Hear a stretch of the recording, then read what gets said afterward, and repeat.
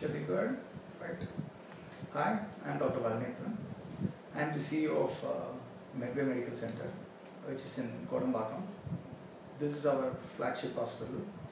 It's a multi-speciality 30-bedded hospital where we do all the primary, secondary and even tertiary care up to some extent. We are planning to expand and we want to open further hospitals all over the country. This model is a multi-speciality 30-bed model where the overhead cost is very less. The idea of having a 30-bedded hospital is the economics works very well for a 30-bedded hospital. Your overheads are less. You are able to deliver a better care at a lesser price. That's the entire idea of setting up a 30-bedded hospital. Well, you look at how I got this idea of starting an hospital. The first thing is creating an identity. See, being an entrepreneur, the first thing I need is an identity.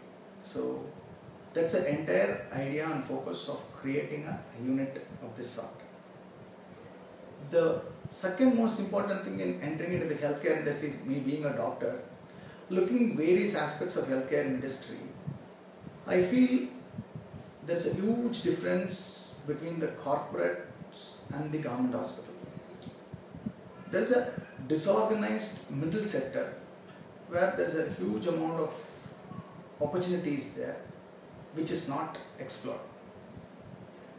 The other end, the tertiary care, super speciality hospitals, the cost is very high. Whereas if you go to the government hospital or to some ordinary nursing home kind of disorganized sector where the quality of care may not be that great. So to bridge this gap, smaller multi-speciality hospitals with certain standards, with certain systems which can be replicated in all places will be the ideal bridge between both, and it will be the best value for money. That's the entire idea of setting up a hospital. Right. Before starting a hospital or before entering into healthcare industry, what all you need to know before you venture into this? Basically, as doctors in medical school, we are being trained to be result oriented. And we always expect a positive outcome, and we can't accept failures because our success in the medical school is considered based on the prognosis of the patient or the surgical results or length of the hospital stay or whatever criteria. All statistical analysis is directly related to the positive outcome of a disease or anything for that matter. Whereas being an entrepreneur, you must be ready both for failures and success. Actually, you learn more from your failures than from your success. Because by seeing more amount of failures, you know what you're not supposed to do in the next project. That's a very important thing as an entrepreneur. So, being an entrepreneur, entering into an healthcare industry, the biggest advantage which I had is me being a doctor. I know the nuances of this entire health industry business. Where the cost is high, where the cost could be cut, where I can bridge the gap between a corporate sector, the super specialty hospital and the government sector. Then, choosing a place, for example, the first thing when you think about an hospital is which place. According to me, any place is good, provided if you are giving a good quality care. It is immaterial that the place has to be in the heart of the city, or it should be easily accessible by rail or whatever way of modes of transport. These are all secondary things. The first and the most important thing is the quality of care which you provide and patient satisfaction. So that depends on the team of doctors who are with you throughout.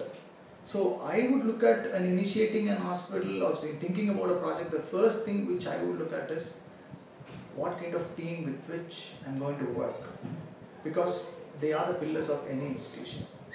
So basically when you start an hospital, the first and foremost is have a good team, and you have to decide what are all the specialties you're going to cover.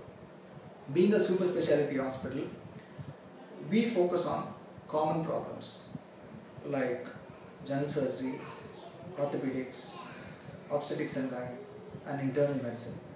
See, these are the strong basic things. Majority of the things can be covered in the primary care. So your primary care has to be extremely strong, and your consultant should be really strong. So when you are providing a good quality care as a primary service care provider, then rest of the thing is easily done. So as I said earlier, the place doesn't matter. Of course, we got a wonderful place in the heart of the city, which is well connected, so it is easy for us. It happened so. We were in search of a place and it happened so we got it in Kodambakkam. It apparently doesn't matter where your hospital is. Everywhere there are people around. And looking at the BTL, that is about 5 kilometers radius from your hospital is what your primary focus is. So if you could gather this people around 5 kilometers radius, half of your headache is over. Well, the next thing is the systems in place and the statutory things and licenses and all that. Most important is, before you start an hospital, you ensure that all the legal hurdles are clear. Like for example, getting a corporation license, saying that you are converting an existing building into an hospital. The floor plan is perfect, there are no deviations, the fire systems are perfect. Then as far as the pollution control board, biomedical waste disposal, all this forms an integral part. The first checklist when you start an hospital is what are all the licenses you need to attend before you admit a patient or before you see a patient in that premises. And the first and foremost is ensure maximum safety to your patients and to your employees. This one aspect. The second thing is, as I said earlier, choosing the doctors. Of course, that is your main thing, getting a good team of doctors to help you. The next is the employees.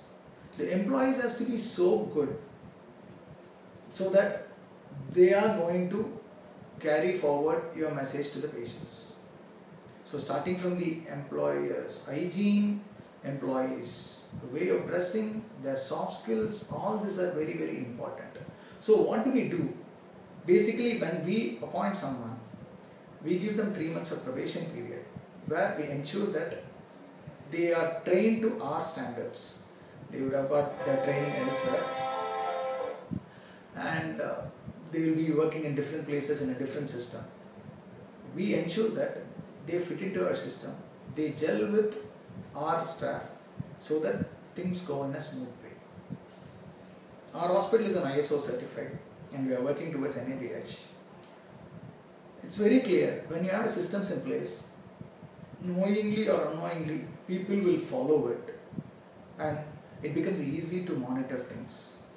So everything, if it is system based and protocol based, you can be assured of your results. For example, including your housekeeping or biomedical waste disposal or canteen facilities, anything. We have certain protocol, we ensure that all the employees follow those protocols. That is the most important thing. Next, if you ask about when there are so many hospitals, why you need to start an hospital? Like I said earlier, it's the identity, and you create a brand that people should think it's value for money. That's very important. Then about the systems, as I said earlier, we ensure that everything is medical record is all e-records, because now it's an era where everything becomes electronic database. So the most important thing is you need to have a clear database of how many patients you see, how many walk-ins you get, how many cross-referrals you get, how many conversions. In what way this is going to help? See, being one unit, at certain level it may get saturated because there is not enough place to expand further in the heart of the city. Whereas all this data will be useful when you are opening your second outlet or your second hospital in a tier 2 cities or tier 1 city or wherever you are planning to open. You will have a database like how to go about. So we ensure that we give e-prescriptions to the patient and we maintain a clear database about entire records, and including the case sheets which we scan and keep, because there are two advantages. One is physically it can be destroyed at any time by nature. So by keeping it as an e-record and you store in the cloud, it is easier for further validation or for data mining purposes or for statistical analysis or for research. Then the next biggest problem what we routinely face in the healthcare industry is getting junior doctors. Because getting people at the level of junior doctors or resident medical officers is the biggest challenge, because every now and then when they pursue their higher education, they leave us and go. So there should be a constant training the junior doctors. What we normally do in our institute is we have a protocol, like kind of a I would rather call as a Bible or a blue book, where everything is written. If a patient comes with this symptom, these are the things to be done. Like common things. Of course, there are consultants on call. If some uncommon and some different things happen, they call the consultant, they get the help of the senior people. Then the most important thing of the hospital is the surgical team, especially the theatre sisters and then the critical care sisters. When you go to the theatre sisters, getting a good OT staff is very difficult. So we handpick a couple of them, we train them, we send them to different workshops. Apart from their soft skills, they need to go for vigorous training, because a lot of medical companies and equipment companies give training for laparoscopies and arthroscopies. We send them routinely, and then once they attend the CMEs, they come and watch with the senior sisters and the training starts. The training has to happen each and every day at all levels, starting from your FO to the housekeeping, to the junior medical officers and to the theatre sisters and to the ward staff. So it's a constant approach, and there should be a constant vigil. Somebody has to supervise, and always there should be some drills like fire drill or a code blue drill where you keep on training your people. So you ensure that things should happen at a spinal level. Suppose if a call comes, for a code blue comes, immediately the thing should happen and fall in place. People should run from different places and they should come. So that's the most important thing. If you ask me where I'm going to open my next unit, I'm contemplating whether to open in Tier 1 or Tier 2 cities. The advantage of opening in Tier 1 cities is you get all the facilities, you get good quality workers, and the affordability comes into play, and people are much more understanding and it is much more easier to handle. Whereas if you go to Tier 2 cities, getting good quality consultants to work in Tier 2 cities becomes very difficult, because we are all in a corporate world where we don't work on a salary basis with a consultant. It's only fee for service. So getting a consultant in a Tier 2 city from Tier 1 city is very difficult, because people will not be willing to shift. So you need to look for people in and around Tier 2 cities to start the unit. Then the overhead cost may be more if you're going to implement all the systems in the Tier 2 cities. That's the biggest disadvantage. And second thing is, when you have certain systems in place, your overheads are more, then your outgoing and expenditure is more. So if you're going to charge the same amount of professional fee in Tier 2 city, then your economics don't work. People will look, it's a bit expensive. But you've got a huge patient load, and there is a huge demand for a good healthcare setup in Tier 2 cities. The disadvantage in Tier 1 city is there's a huge competition in Tier 1 city. Every nook and corner there is an hospital. And the other problems which you face is the commitment given by the consultants. None of the consultants will work or operate in one place.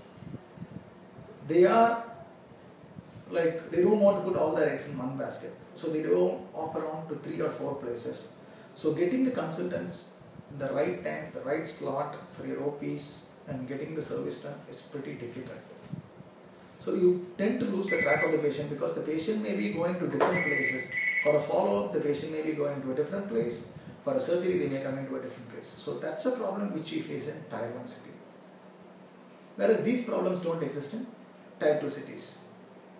Like, if you ask me what advice I'm going to give to the passing out medical graduates about entrepreneurship, see, the only way to grow, to think out of the box, is being an entrepreneur. You'll get a lot of ideas. We can implement, try all those ideas. Don't worry about success or failure.